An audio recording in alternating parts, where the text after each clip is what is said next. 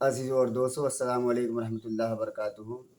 حضرات، آج میں سیرت سرور عالم صلی اللہ تعالی وسلم کا اگلا حصہ آپ کی خدمت میں پیش کرنے کی کوشش کر رہا ہوں۔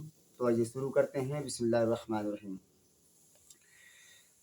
پیارے نبی صلی اللہ تعالی وسلم نے فرمایا، نہیں ابو سفیان، تم اطمینان رکھو، مکہ میں تو مسلمانوں کے بھی بھائی بند ہیں اور مظاہروں کے بھی باپ چچا ہیں، وہیں پر باعزت گھر یعنی کعبہ بھی ہے، تو ابراہیم علیہ السلام اور اسماعیل علیہ السلام کا گھر بھی ہے۔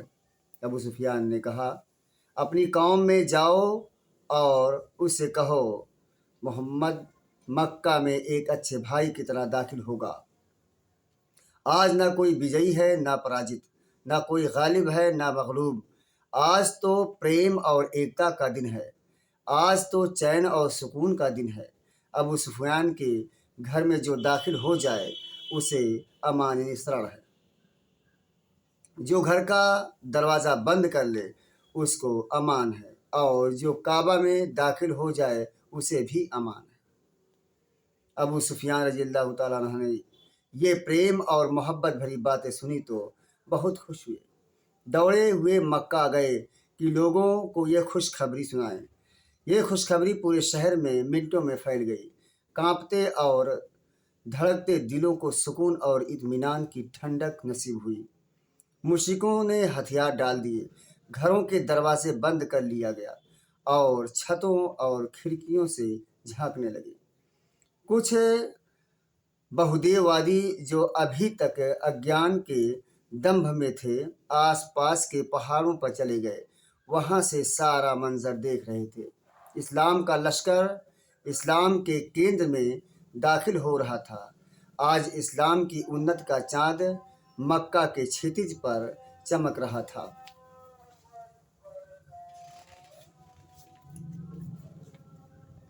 مسلمان پوری ہوشیاری کے ساتھ شہر میں داخل ہو گئے، پورے سکون اور اطمینان کے ساتھ، نہ کہیں تلوار چلی نہ خون بہا۔ البتہ حضرت خالد بن ولید رضی اللہ تعالیٰ عنہ جس اور سے داخل ہو رہے تھے، قریشی بہادروں کی ایک ٹولی نے انہیں روکنے کی کوشش کی۔ مجبور ہو کر حضرت خالد رضی اللہ تعالیٰ عنہ اور ان کے جانباز ساتھیوں کو ٹکر لینی پڑی۔ اس ٹکر کے نتیجے میں قریش کے 24 اور حذیل قبیلے کے 4 سپاہی کام آئے۔ ایک دوسری روایت کے انوسار کل 13 مشرک مارے گئے اور 3 مسلمان شہید ہوئے۔ آخر کار مشرک دشمن بری طرح پراجت ہوئے اور حضرت خالد رضی اللہ تعالیٰ عنہ اپنے ساتھیوں کے ساتھ مکے میں داخل ہو گئے۔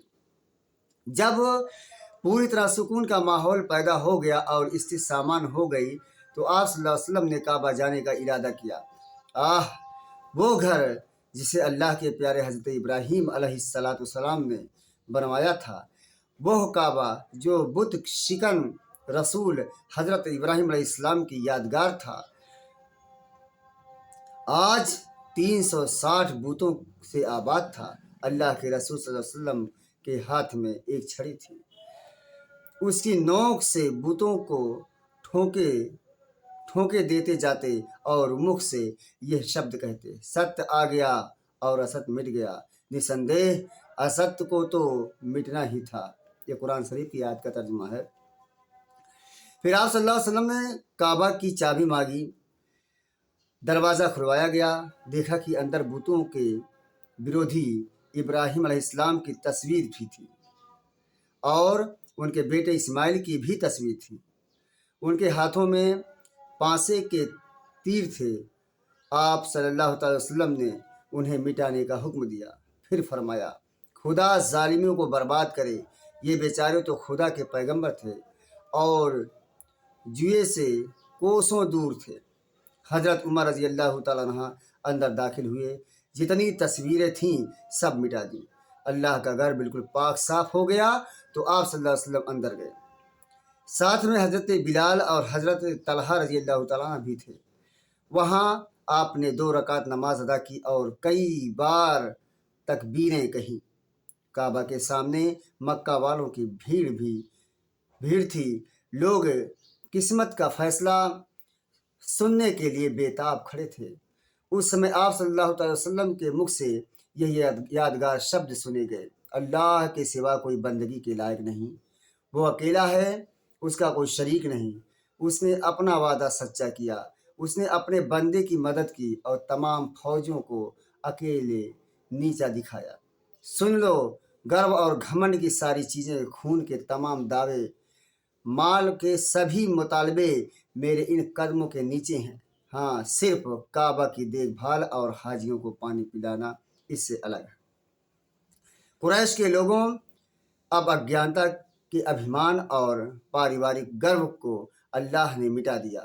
تمام انسان آدم کی اولاد ہیں اور آدم مٹی سے بنے ہیں۔ پھر آپ صلی اللہ علیہ وسلم نے قرآن کی یہ آیت پڑھی جس کا ترجمہ ہے: لوگوں، ہم نے تم کو ایک مرد اور ایک عورت سے پیدا کیا اور تمہارے بہت سے قبیلے اور خاندان بنائے کہ تم ایک دوسرے کو پہچان سکو۔ اللہ کی نظر میں تم میں سب سے زیادہ باعزت وہ ہے جو تم میں سب سے زیادہ پرہیزگار ہو۔ بے شک اللہ جاننے والا اور خبر رکھنے والا ہے۔ پھر آپ صلی اللہ علیہ وسلم نے اعلان فرمایا: اللہ اور اس کے رسول نے شراب کو خریدنا اور بیچنا حرام قرار دیا۔ پھر سراپا دیا پیارے نبی صلی اللہ علیہ وسلم نے قریش کے لوگوں کی طرف نظر اٹھائی اور سخت انداز میں پوچھا: قریش کے لوگوں، جانتے ہو میں تمہارے ساتھ کیا کرنے والا ہوں؟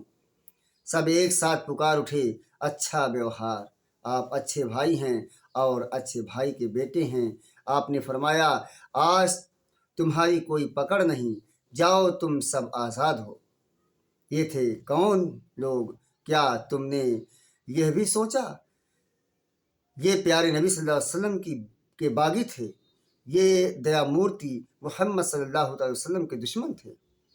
ان میں وہ لوگ بھی تھے جو اسلام کو مٹا دینے کے لیے جان کی بازی لگائے ہوئے تھے،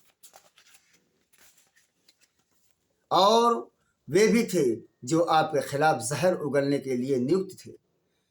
ان میں وہ بھی تھے جن کی تلواروں میں پیارے نبی صلی اللہ علیہ وسلم کے ساتھ گستاخیاں کی تھیں، اور وہ بھی تھے جنہوں نے آپ کی راہ میں کانٹے بچھائے تھے۔ ان میں وہ بھی تھے جنہوں نے آپ صلی اللہ علیہ وسلم پر بے دردی سے پتھر برسائے تھے، اور وہ بھی تھے جنہوں نے آپ کی ایڑیاں لہو لہان کر دی تھیں۔